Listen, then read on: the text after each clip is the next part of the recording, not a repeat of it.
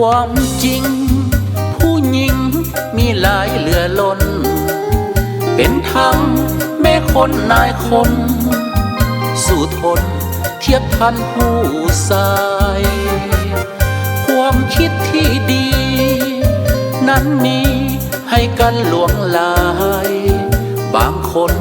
เป็นหญิงใจหายหลอกสายให้ตายหลายคนเรื่องนั้นมีผู้หญิงมาบอกฮักเขามีคาลมความเว้าบอกเฮาว่าฮักหมดใจหวังจะแต่งงานร่วมกันชีวิตสดใสแต่แล้วก็หายเงียบไปเยื่อใยบ่เหลือไว้เลยบอกฮักแล้วไปมอบกายมอบใจให้เขาเหลือแต่ห้องนอนหมอนเก่าแล้วเจ้าไปลี้อยู่ใส่กินกายหอมหวนเนื้อนวลอายบ่ลืมไหลบ่ฮู้สิเฮ็ดจังใดอายได้แต่ห้องให้โหเรื่องใจจริงผู้หญิงนี่เป็นจังใดไผตอบคำนี้ให้ได้จะให้หมดเลยทั้ง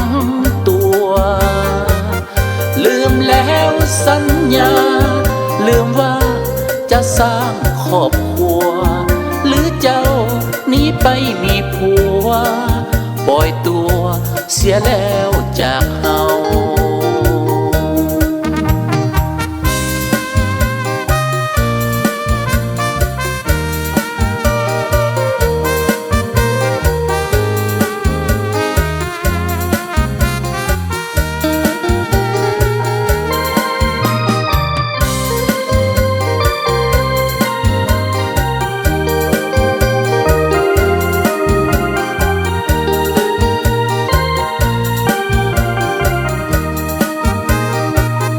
บอกฮักแล้วไป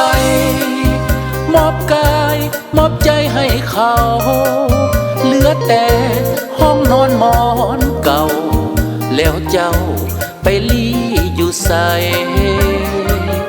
กินกายหอมหวนเนื้อนวลอายบ่ลืมไหลบ่ฮู้สิเฮ็ดจังใดอายได้แต่ห้องให้โหเรื่องใจจริงผู้หญิงนี่เป็นจังใด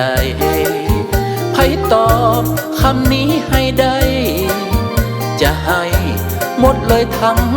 ตัวลืมแล้วสัญญา